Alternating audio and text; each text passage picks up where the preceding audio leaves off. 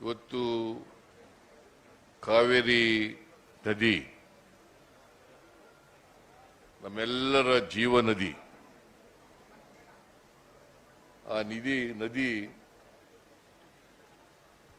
ಇವತ್ತು ತುಂಬಿ ಹರಿತಾ ಇದೆ.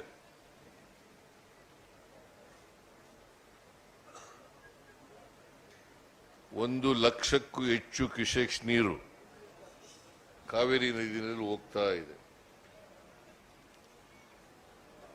ನಿಮಗೆಲ್ಲ ಗೊತ್ತಿದೆ, ಕನ್ನಂಬಾಡಿ ಕಟ್ಟೆ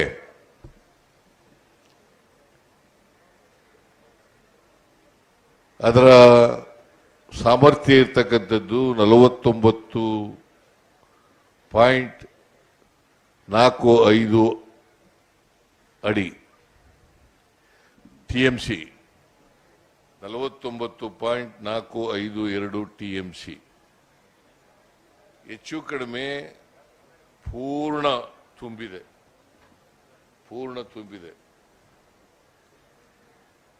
ಕಳೆದ ವರ್ಷ ತುಂಬಿರಲಿಲ್ಲ. ನಾನು ಇವತ್ತು ಅತ್ಯಂತ ಸಂತೋಷದಿಂದ ನಾನು ಡಿ.ಕೆ. ಶಿವಕುಮಾರ್ ಮತ್ತು ಚಲುವರಾಯಸ್ವಾಮಿ ಎಲ್ಲ ಸಚಿವರು MLAಗಳು ಎಲ್ಲರೂ ಸೇರಿ ಕಾವೇರಿ ಮಾತೆಗೆ ಪೂಜೆಯನ್ನು ಸಲ್ಲಿಸಿದ್ದೀವಿ. ಬಹಳ ಗೌರವದಿಂದ ಬಾಗಿನವನ್ನು ಅರ್ಪಿಸಿದ್ದೀವಿ. ನಾವು ಎಲ್ಲರೂ ಕೂಡ ಪ್ರಾರ್ಥನೆ ಮಾಡಿದ್ದೀವಿ. ಪ್ರತಿ ವರ್ಷನೂ ಕೂಡ ಕನ್ನಂಬಾಡಿ ಕಟ್ಟೆ ಇದೇ ರೀತಿ ತುಂಬಲಿ ಅಂತೇಳಿ ದೇವರಲ್ಲಿ ಪ್ರಾರ್ಥನೆಯನ್ನು ಕೂಡ ಮಾಡಿದ್ದೇವೆ. ಯಾಕಂದ್ರೆ ಪ್ರಕೃತಿಯ ವಿಕೋಪಕ್ಕೆ ನಾವೆಲ್ಲರೂ ಕೂಡ ಅನೇಕ ಸಾರಿ ಒಳಗಾಗ್ತೀವಿ. ಪ್ರಕೃತಿಯ ವಿಕೋಪದಿಂದ ಕೆಲವು ಸಾರಿ ಕನ್ನಂಬಾಡಿ ಕಟ್ಟೆ ತುಂಬಲಿಕ್ಕೆ ಆಗಿಲ್ಲ. ಅನೇಕ ವರ್ಷಗಳಲ್ಲಿ ತುಂಬಿಲ್ಲ. ನಾವು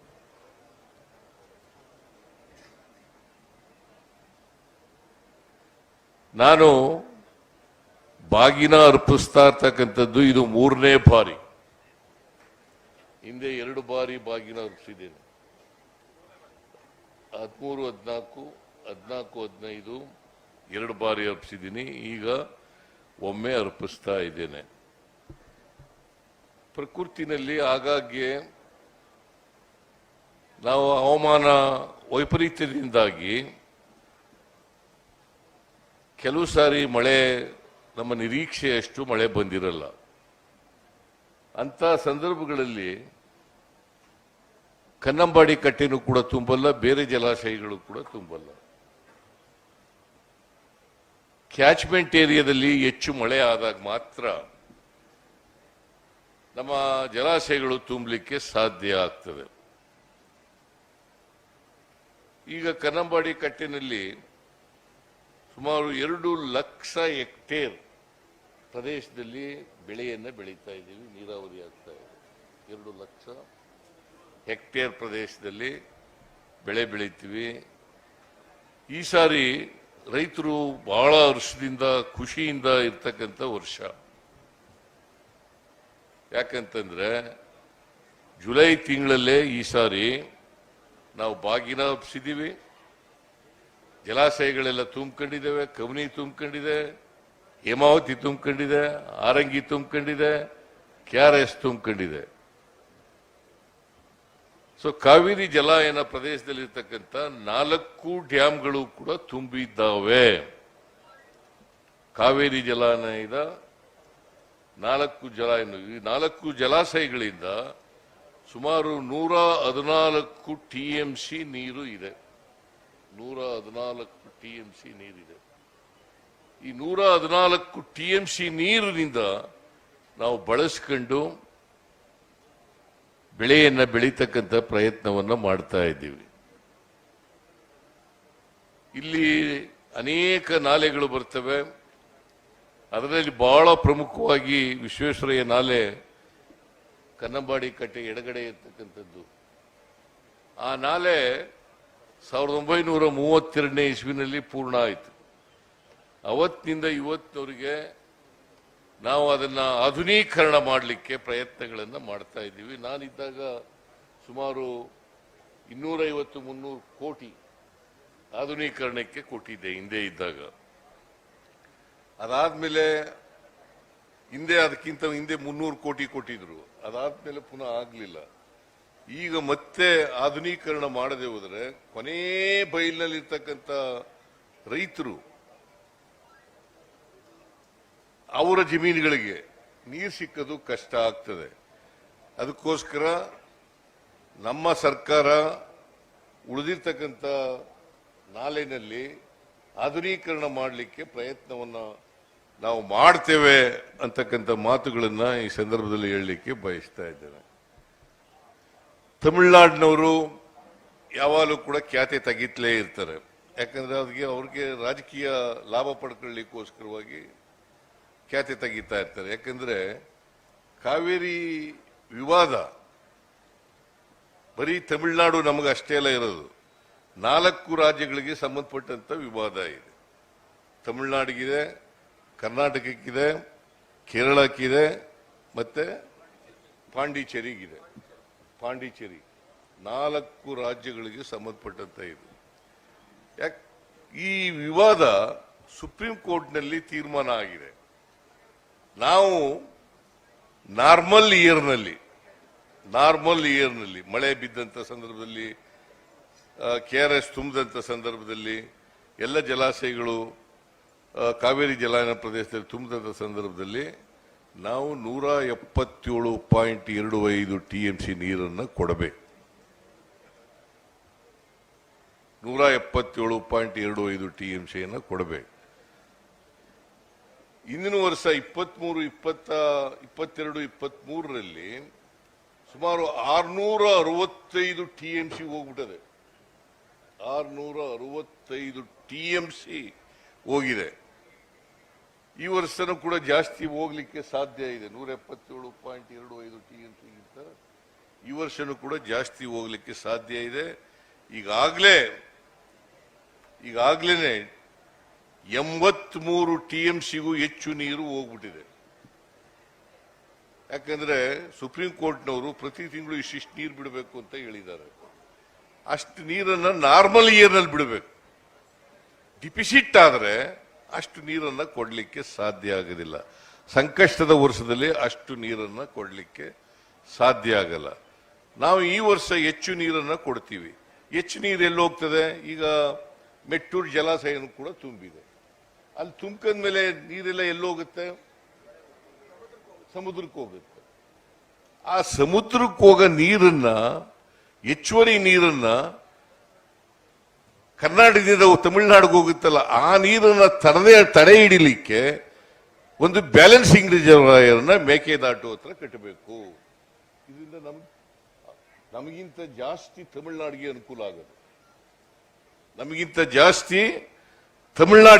ಆಗೋದು. ಆದರೂ ಕೂಡ ರಾಜಕಾರಣಕ್ಕೋಸ್ಕರವಾಗಿ ಅವರು ಖ್ಯಾತಿ ತೆಗಿತ್ಲೇ ಇರ್ತಾರೆ. ಇವತ್ತಿನವರೆಗೆ ಕೇಂದ್ರ ಸರ್ಕಾರ ಅದಕ್ಕೆ ಮಂಜೂರಾತಿಯನ್ನ ಕೊಟ್ಟಿಲ್ಲ.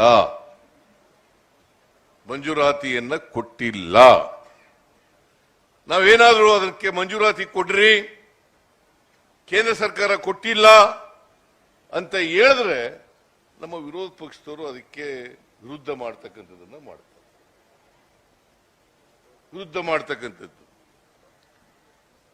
ವಿರೋಧ ಪಕ್ಷದವರು ಅಲ್ಲಿ ಇಲ್ಲಿನ ಮಂಡ್ಯ ಲೋಕಸಭಾ ಸದಸ್ಯರು ಗಲಾಟೆ ಮಾಡಬೇಕು. ಅಲ್ಲಿ ಮೇಕೆದಾಟನ್ನ ಮಂಜೂರು ಮಾಡಿಸ್ತಕ್ಕಂಥ ಪ್ರಯತ್ನವನ್ನು ಮಾಡಬೇಕು, ಒಪ್ಪಿಗೆ ಕೊಡಿಸ್ತಕ್ಕಂಥ ಕೆಲಸವನ್ನ ಮಾಡಬೇಕು. ಅದು ಮಾಡಿದ್ರೆ ನಮಗೆ ಸುಮಾರು 65 TMC ನೀರನ್ನ ಅಲ್ಲಿ ಹಿಡಿದಿಡ್ಲಿಕ್ಕೆ ಸಾಧ್ಯ ಆಗ್ತದೆ. ವಿದ್ಯುತ್ ಅನ್ನ ತಯಾರು ಮಾಡ್ಕೊಳ್ಳಿಕ್ಕೆ ಸಾಧ್ಯ ಆಗ್ತದೆ. ಬೆಂಗಳೂರಿಗೆ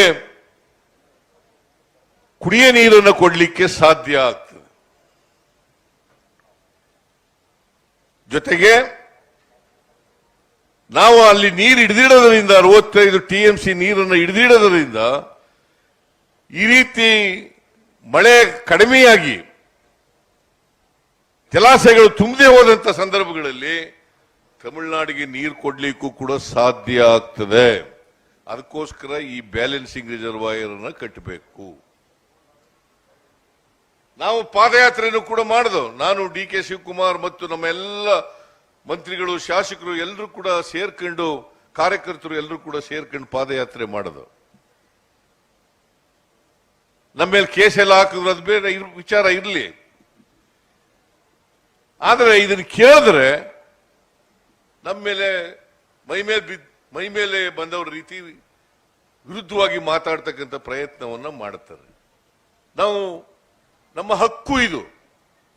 ಮೇಕೆದಾಟನ್ನ ಕಟ್ಟತಕ್ಕಂಥದ್ದು ತಮಿಳುನಾಡಿನಲ್ಲ, ಕೇರಳದಲ್ಲಿ.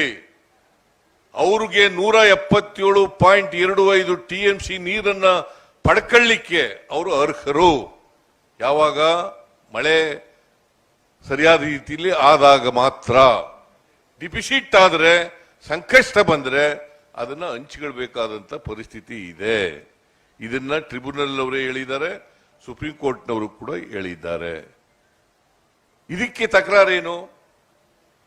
ಇದಕ್ಕೆ ಅನಗತ್ಯವಾಗಿ ತಕರಾರನ್ನ ಮಾಡ್ತಾ ಇದ್ದಾರೆ. ಇದನ್ನ ಒಂದು ದಿನ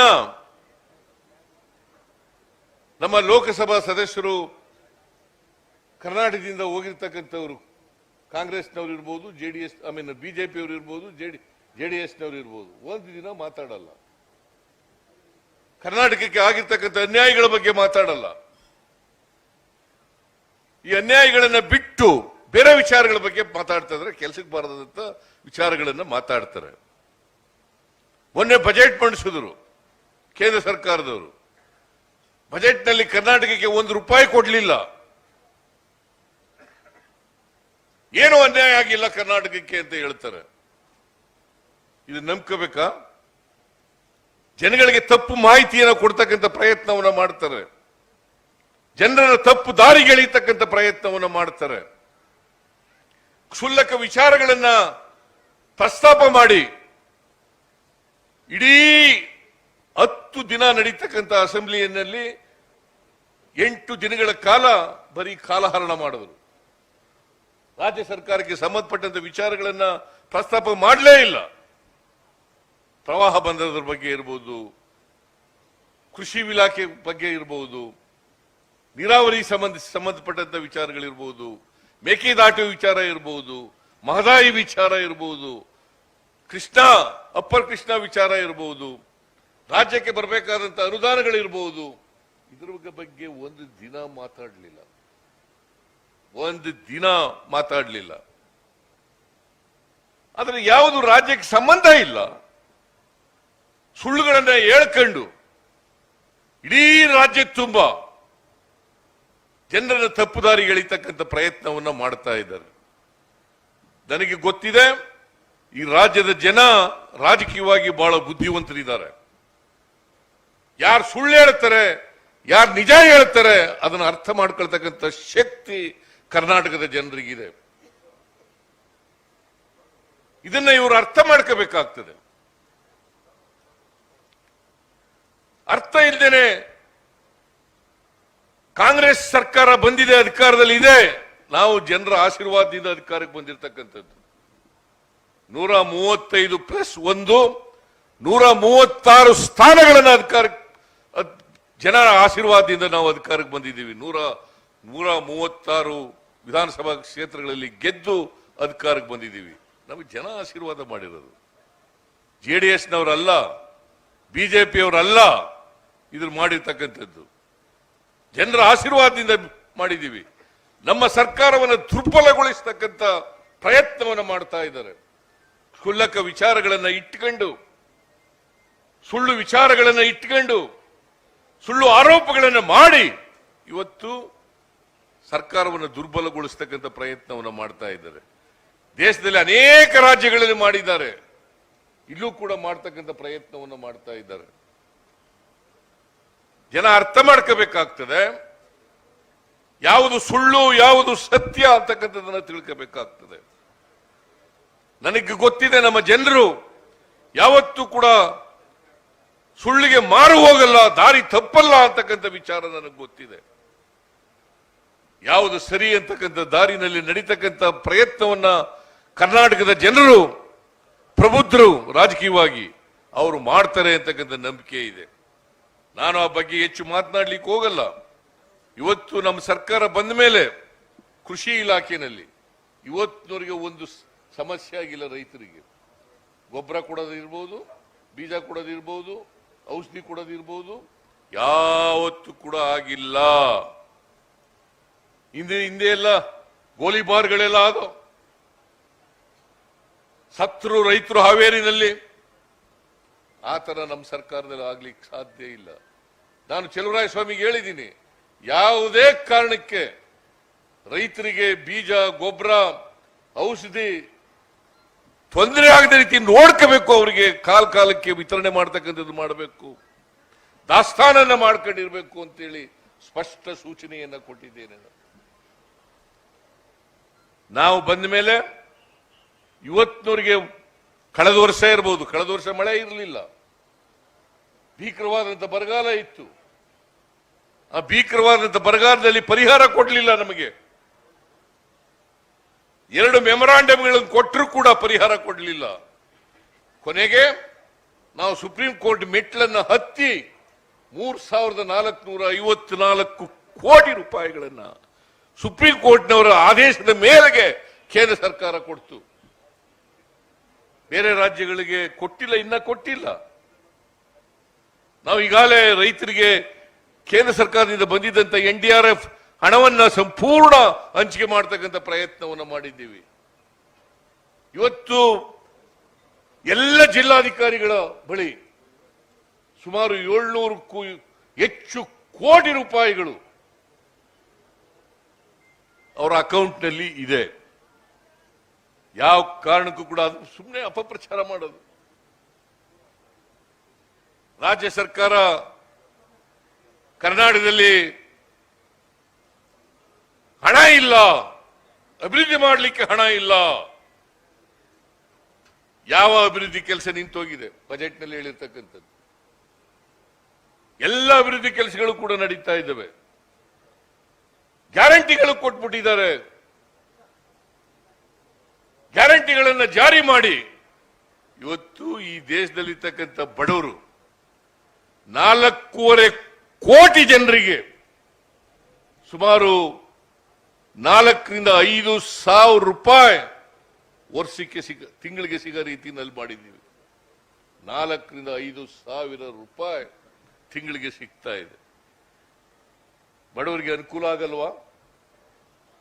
ಬಡವರು ಹೇಳಿ, ಇವತ್ತು ಇವರು ಬಿಜೆಪಿಯವರಿಗೆ, JDSನವರಿಗೆ ತಾಕತ್ತಿದ್ದರೆ ಬಡವರ ವಿರುದ್ಧವಾಗಿ ಹೇಳಿಕೆಯನ್ನು ಕೊಡ್ಲಿ ನೋಡೋಣ.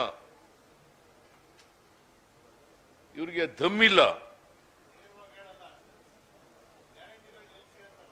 ಗ್ಯಾರಂಟಿಗಳು ನಿಲ್ಲಿಸಿ ಅಂತ ಹೇಳಿ ನೋಡೋಣ, ನೇರವಾಗಿ ಹೇಳಿ. ಬಡವರ ವಿರೋಧ ಆಗ್ತಾರೆ ಅಂತೇಳಿ ಭಯ, ನೇರವಾಗಿ ಹೇಳಲ್ಲ. ಗ್ಯಾರಂಟಿ ಯೋಜನೆಗಳಿಗೆ ಖರ್ಚು ಮಾಡ್ತಾ ಇದ್ದಾರೆ, ಗ್ಯಾರಂಟಿ ಯೋಜನೆಗಳಿಗೆ ಖರ್ಚು ಮಾಡ್ತಾ ಇದ್ದಾರೆ ದುಡ್ಡು. ಇವರ ಹತ್ರ ಅಭಿವೃದ್ಧಿಗೆ ಹಣ ಇಲ್ಲ. ಈ ವರ್ಷದ ಬಜೆಟ್ 3,71,000 ಕೋಟಿ ರೂಪಾಯಿ. 3,71,000 ಕೋಟಿ ರೂಪಾಯಿ. ಯಾವ ಇಲಾಖೆಗೆ ದುಡ್ಡು ಕೊಟ್ಟಿಲ್ಲ? ನಾವು ನೀರಾವರಿ ಕೊಟ್ಟಿಲ್ಲ, PWD ಕೊಟ್ಟಿಲ್ಲ, ಸಮಾಜ ಕಲ್ಯಾಣ ಇಲಾಖೆ ಕೊಟ್ಟಿಲ್ಲ. ಅಪಪ್ರಚಾರ ಮಾಡೋದು. ಸಿದ್ದರಾಮಯ್ಯ ದಲಿತರು ಮಾತು ಹೇಳ್ತಾರೆ, ದಲಿತರ ಬಗ್ಗೆ ಕಣ್ಣಿ ಮಾತಾಡ್ತಾರೆ, ಆದ್ರೆ ದಲಿತರ ವಿರುದ್ಧವಾಗಿ ನಡ್ಕೋತಾರೆ ಅಂತ ಹೇಳೋದು. ನಾವು ದಲಿತರಿಗೆ ಮಾಡಿರೋ ಅಷ್ಟು ಕೆಲಸನ ಬೇರೆ ಯಾವ ಸರ್ಕಾರನೂ ಮಾಡ್ಲಿಕ್ಕೆ ಸಾಧ್ಯ ಇಲ್ಲ. ಬಿಜೆಪಿಯವರು ದಲಿತರ ವಿರೋಧಿಗಳು, ಅವರು ನಮಗೆ ಪಾಠ ಹೇಳ್ಕೊಡ್ತಕ್ಕಂಥ ಕೆಲಸವನ್ನು ಮಾಡ್ತಾರೆ. ದಲಿತರ ವಿರೋಧಿಗಳು ಅವರು. ನಾನು ಕೇಳ್ತೀನಿ ಇವತ್ತು ನರೇಂದ್ರ ಮೋದಿ ಅವರಿಗೆ, ಇಲ್ಲಿ ಬಿಜೆಪಿಯವರಿಗೆ, ಅಶೋಕ, ವಿಜಯೇಂದ್ರ ಯಾರ್ಯಾರಿದ್ದಾರೆ ಇವರಿಗೆಲ್ಲ ಕೇಳ್ತೀನಿ ನಾನು. SCP TSP ಕಾಯ್ದೆ ಕರ್ನಾಟಕ ಬಿಟ್ರೆ, ನಮ್ಮ ಸರ್ಕಾರ ಮಾಡೋದ್ ಬಿಟ್ರೆ ಬಿಜೆಪಿ ಅಧಿಕಾರದಲ್ಲಿರ್ತಕ್ಕಂಥ ಯಾವ ರಾಜ್ಯಗಳಲ್ಲಿ ಇದೆ ನೋಡಿ, ಹೇಳಿ ನೋಡ. ಯಾವ ರಾಜ್ಯಗಳಲ್ಲಿ ಇದೆ? ಇವತ್ತು SCP TSP ಕಾಯ್ದೆ ಹೇಳಿ 24% ದಲಿತರಿಗೆ 39,121 ಕೋಟಿಯನ್ನ ಕರ್ನಾಟಕ ಸರ್ಕಾರ ಖರ್ಚು ಮಾಡ್ತಾ ಇದೆ. ಕೇಂದ್ರ ಸರ್ಕಾರದವರು ಮೊನ್ನೆ ಬಜೆಟ್ ಮಂಡಿಸಿದ್ರು, 48 ಲಕ್ಷ ಕೋಟಿ ಬಜೆಟ್ ಮಂಡಿಸಿದ್ರು. ಅವರು ಪರಿಶಿಷ್ಟ ಜಾತಿ ಪರಿಶಿಷ್ಟ ವರ್ಗದವರಿಗೆ ಇಟ್ಟಿರ್ತಕ್ಕಂಥ ಹಣ ಕೇವಲ 65,000 ಕೋಟಿ ರೂಪಾಯಿ. ಎಷ್ಟು ಪರ್ಸೆಂಟ್ ಆಯ್ತು? 48 ಲಕ್ಷದಲ್ಲಿ 65,000 ಕೋಟಿ ಅವ್ರ ಜನಸಂಖ್ಯೆಗೆ ಅನುಗುಣವಾಗಿ ಇಡಬೇಕಲ್ಲ, ಇಟ್ಟಿದ್ದೀರಾ? ನಿಮಗೆ ಏನಾದ್ರೂ ದಲಿತರ ಬಗ್ಗೆ ಮಾತಾಡ್ಲಿಕ್ಕೆ ಯಾವುದಾದ್ರೂ ನೈತಿಕತೆ ಇದೆಯಾ? ಹಿಂದುಳಿದವರ ಬಗ್ಗೆ ಮಾತಾಡ್ಲಿಕ್ಕೆ ನೈತಿಕತೆ ಇದೆಯಾ? ಅಲ್ಪಸಂಖ್ಯಾತರ ಬಗ್ಗೆ ನೈತಿಕತೆ ಇದೆಯಾ? ಇವರು ಯಾವತ್ತೂ ಕೂಡ ಸಾಮಾಜಿಕ ನ್ಯಾಯಕ್ಕೆ ವಿರುದ್ಧವಾಗಿರ್ತಕ್ಕಂಥವ್ರು. ಸಮಾಜ ಮಾಡಬೇಕು ಅಂತಕ್ಕಂಥ ಮಾಡಬಾರದು ಅಂತಕ್ಕಂಥ ಹೇಳ್ತಕ್ಕಂಥವ್ರು ಇವರು.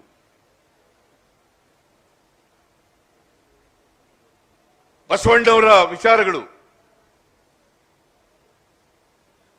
ಅಂಬೇಡ್ಕರ್ ಅವರ ವಿಚಾರಗಳು, ಗಾಂಧೀಜಿಯವರ ವಿಚಾರಗಳು, ಇದಕ್ಕೆ ವಿರುದ್ಧವಾಗಿರ್ತಕ್ಕಂಥ ಜನ ಇವರು. ಇವರಿಂದ ನಾವು ಪಾಠ ಕಲಿಬೇಕಾದಂತ ಅಗತ್ಯ ಇಲ್ಲ. ಈ ರಾಜ್ಯದ ಜನತೆ ನಮಗೆ ಆಶೀರ್ವಾದವನ್ನು ಮಾಡಿದ್ದಾರೆ. ನಾವು ಎಲ್ಲ ಜಾತಿಯ ಬಡವರು, ಎಲ್ಲ ಧರ್ಮದ ಬಡವರು, ಅವರಿಗೆ ಆರ್ಥಿಕ ಸಾಮಾಜಿಕ ಶಕ್ತಿಯನ್ನು ತುಂಬತಕ್ಕಂಥ ಪ್ರಯತ್ನವನ್ನ ನಮ್ಮ ಸರ್ಕಾರ ಅಧಿಕಾರಕ್ಕೆ ಬಂದಂದಿನಿಂದ ಮಾಡ್ತಾ ಇದೆ. ಸುಳ್ಳು ಹೇಳ್ಕೊಂಡು ಜನರ ಹತ್ರ ಎಷ್ಟು ಸಾರಿ ಸುಳ್ಳು ಹೇಳಿ ದಾರಿ ತಪ್ಪಿಸ್ತಕ್ಕಂಥ ಪ್ರಯತ್ನವನ್ನ ಮಾಡ್ತೀರಿ? ಸುಳ್ಳನ್ನೇ ಹೇಳದನ್ನೇ ಸುಳ್ಳು ಹೇಳೋದು, ಸುಳ್ಳನ್ನ 100 ಸಾರಿ ಹೇಳಿ ಸತ್ಯ ಮಾಡಬೇಕು ಅಂತ ಹಿಟ್ಲರ್ನ ವಂಶಸ್ಥರು ಇವರೆಲ್ಲ. ಹಿಟ್ಲರ್ನ ವಂಶಸ್ಥರು ಇವರು. ಇವರಿಂದ ನಾವೇನು ಪಾಠ ಕಲಿಬೇಕಾದಂತ ಅಗತ್ಯ ಇಲ್ಲ. ನಾನು ಕಾವೇರಿ ಮಾತಿನಲ್ಲಿ ಪ್ರಾರ್ಥನೆ ಮಾಡ್ತೀನಿ, ತಾಯಿ ಕಾವೇರಿ ಪ್ರತಿ ವರ್ಷ ಕನ್ನಂಬಾಡಿ ಕಟ್ಟೆಯನ್ನು ತುಂಬಿಸಮ್ಮ. ನಮ್ಮ ರೈತರಿಗೆ ಯಾವ ಕಾರಣಕ್ಕೂ ಕೂಡ ತೊಂದರೆ ಆಗಬಾರದು. ನಾವು ಎಷ್ಟೇ ಪರಿಹಾರದ ಕೆಲಸಗಳನ್ನು ಮಾಡಿದ್ರೂ ಕೂಡ ಅದು ಮಳೆ ಬಂದು ಬೆಳೆ ಬೆಳೆದು ಸಮೃದ್ಧಿ ಆಗೋ ರೀತಿಯಲ್ಲಿ ಮಾಡಲಿಕ್ಕೆ ಸಾಧ್ಯ ಇಲ್ಲ. ಇವತ್ತು ನಾಡಿನ ಸಮೃದ್ಧಿ ಆಗಬೇಕಾದ್ರೆ ಒಳ್ಳೆ ಮಳೆ ಬಿದ್ದಾಗ ಮಾತ್ರ, ಬೆಳೆ ಬೆಳೆದಾಗ ಮಾತ್ರ ರೈತರು ಸಮೃದ್ಧಿ ಆಗಲಿಕ್ಕೆ ಸಾಧ್ಯ ಆಗ್ತದೆ. ರೈತರ ಮುಖದಲ್ಲಿ ಹರ್ಷವನ್ನ ಕಾಣಲಿಕ್ಕೆ ಸಾಧ್ಯ ಆಗ್ತದೆ. ಇದನ್ನ ನಾವು ಮಾಡ್ತಕ್ಕಂಥ ಪ್ರಯತ್ನವನ್ನ ಪ್ರಾಮಾಣಿಕವಾಗಿ ಮಾಡ್ತಾ ಇದ್ದೇವೆ. ನಮ್ಮ ಮೇಲೆ ಯಾರು ಕೂಡ ಈ ಬಿಜೆಪಿಯವರು ಜೆಡಿಎಸ್ನವರ ಮಾತುಗಳನ್ನು ಕೇಳಿ ಅನುಮಾನವನ್ನ ಪುಟ್ಕೊಳ್ತಕ್ಕಂಥ ಪ್ರಯತ್ನವನ್ನ ಮಾಡಬೇಡಿ. ಅವರು ಸುಳ್ಳು ಆರೋಪಗಳನ್ನು ಮಾಡ್ತಾ ಇದ್ದಾರೆ. ಸಿದ್ದರಾಮಯ್ಯನವರ ಸರ್ಕಾರವನ್ನ ದುರ್ಬಲಗೊಳಿಸಬೇಕು, ಅಸ್ಥಿರಗೊಳಿಸಬೇಕು ಅಂತಕ್ಕಂಥದ್ದು ಅವರ ಪ್ರಯತ್ನ. ನಾನು ಅನೇಕ ಕಡೆಗಳಲ್ಲಿ ನೋಡಿದ್ದೇನೆ. ನಾನು ನಮ್ಮ 121 ಇಲ್ಲಿವರೆಗೆ ಈ ಬಿಜೆಪಿ ಸರ್ಕಾರ ಬಂದ ಮೇಲೆ, ಕೇಂದ್ರದಲ್ಲಿ ಬಿಜೆಪಿ ಸರ್ಕಾರ ನರೇಂದ್ರ ಮೋದಿ ಅವರು ಬಂದ ಮೇಲೆ 121 ಇಡಿ ಪ್ರಕರಣಗಳಾಗಿದ್ದಾವೆ. 121ರಲ್ಲಿ 115 ಪ್ರಕರಣಗಳು ವಿರೋಧ ಪಕ್ಷದವರು. 115 ಪ್ರಕರಣಗಳು ವಿರೋಧ ಪಕ್ಷದವರು. ನಾಚಿಕೆ ಆಗಲ್ಲ ಇವರಿಗೆ? ವಿರೋಧ ಪಕ್ಷದವರನ್ನು ದುರ್ಬಲಗೊಳಿಸಿ ಅವರನ್ನ ಶಕ್ತಿಗುಂದಿಸಿ ಅಧಿಕಾರ ಮಾಡಬೇಕು, ಜೈಲಿಗೆ ಹಾಕೋದು, ಜೈಲಿಗೆ ಕಳಿಸೋದು, ನಿರಾಪರಾಧಿಗಳನ್ನ ಜೈಲಿಗೆ ಕಳಿಸ್ತಕ್ಕಂಥ ಪ್ರಯತ್ನವನ್ನು ಮಾಡ್ತಾರೆ. ಜನ ಇದನ್ನ ಖಂಡಿಸಬೇಕಾಗ್ತದೆ.